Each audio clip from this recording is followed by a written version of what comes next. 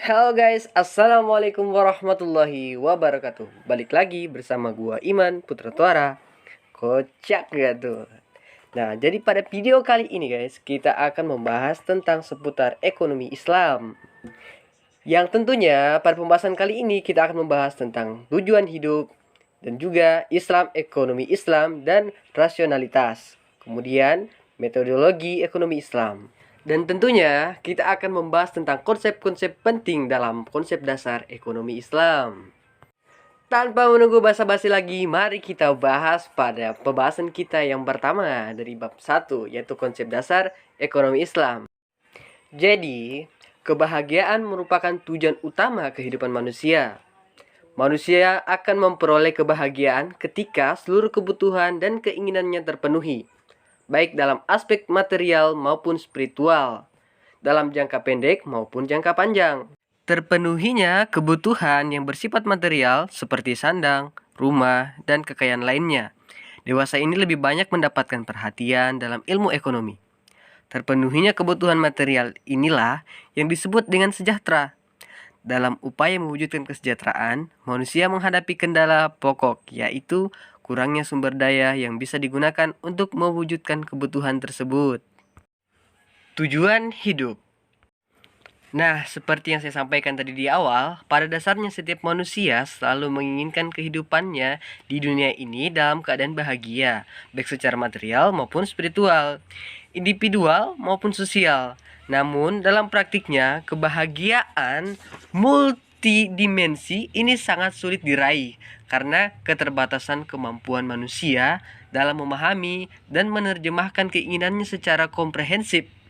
Keterbatasan dalam menyeimbangkan antar aspek kehidupan maupun keterbatasan sumber daya yang bisa digunakan untuk meraih kebahagiaan dari aspek kehidupan yang diharapkan akan membawa manusia kepada tujuan hidupnya.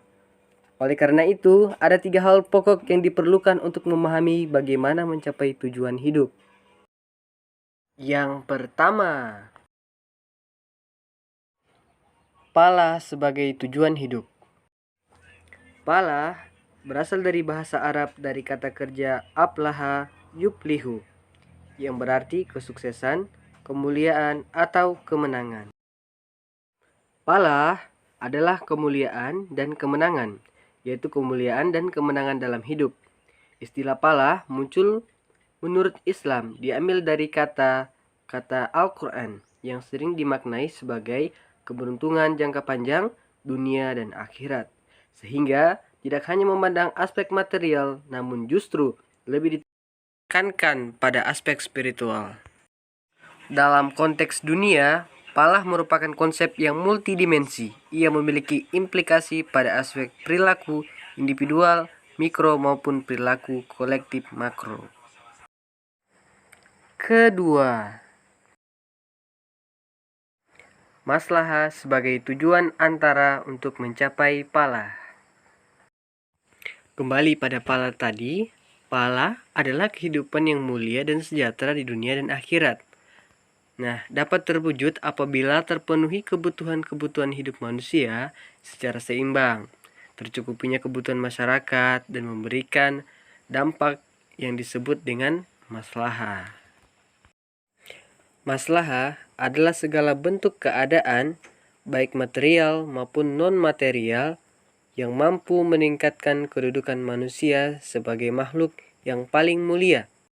Menurut Ash-Shatibi, maslahah, dasar bagi kehidupan manusia terdiri dari 5 hal, yaitu agama, din, jiwa atau nafs, intelektual atau akal, keluarga atau dan keturunan, nasl, dan material, wealth.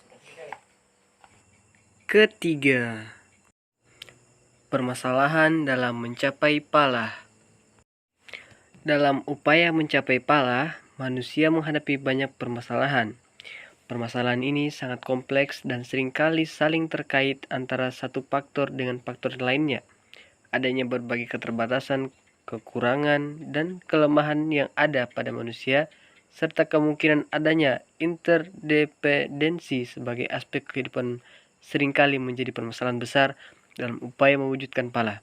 Permasalahan lain adalah kurangnya sumber daya resources yang tersedia dibandingkan dengan kebutuhan atau keinginan manusia dalam rangka mencapai pala. Kekurangan sumber daya inilah yang sering disebut oleh ekonomi pada umumnya dengan istilah kelangkaan.